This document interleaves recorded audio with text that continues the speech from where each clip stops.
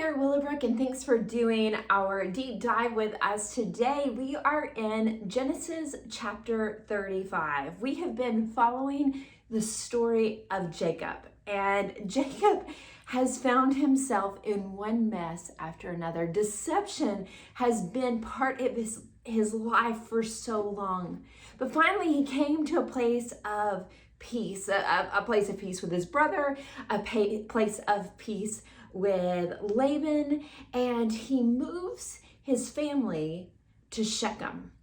And when he gets to Shechem, all is not as peaceful as he would hope. In fact, his daughter is raped and his sons go on a rampage. And Jacob once again finds himself and his life kind of like a train wreck. And when we get to chapter 35, God gives instructions to Jacob that I think have a lot of application for us as well.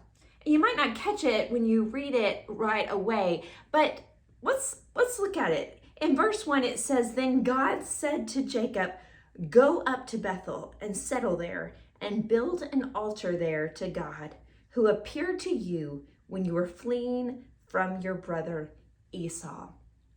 Now that's just verse 1, but what's happening here is God is telling Jacob, it's time to return. It's time to remember. You see, Bethel is the place where Jacob first met with God, where God revealed himself. He was fleeing from Esau, but Jacob had his first real encounter with God here in Bethel. And God said, "Hey, I know that your life is a train wreck. You need to get back. Get back to me. Remember me. Remember the promises I made to you when you first encountered me." In the book of Revelation, it tells us the same thing, speaking to one of the churches. You have left your first love. God is saying to Jacob and to us as well, as you're facing all kinds of troubles in your life, maybe your marriage is on the rocks. Maybe you have a wayward child. Maybe you're dealing with some kind of mental health or physical health issue, and things feel hopeless. They feel too big. They feel overwhelming. God is saying to you, just as he's saying to Jacob, return to me. You have encountered me. Come back to that place where I began to reveal myself to you. He didn't ever ask you to fix all your problems. When you came and met with God, when you fell in love with God, you didn't come with all these things that you had right. You just came with your heart.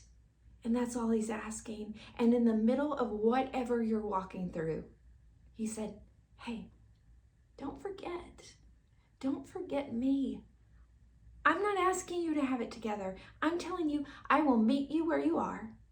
And I will be with you there through all the troubles, through all the challenges and the obstacles and the hardest parts of the things you're walking through." God said, return to me.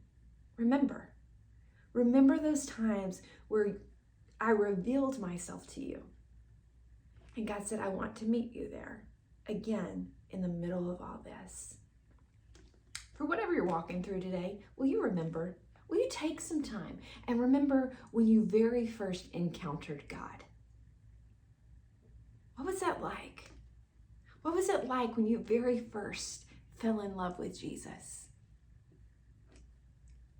Go there before you ever deal with the difficulties of your day, the heartbreaking parts of your day. Go there and remember your first love. Return to God, because he loves you and he wants to walk with you and he wants to meet you right where you are, not where you're not. He wants to meet you where you are. Meet with him today.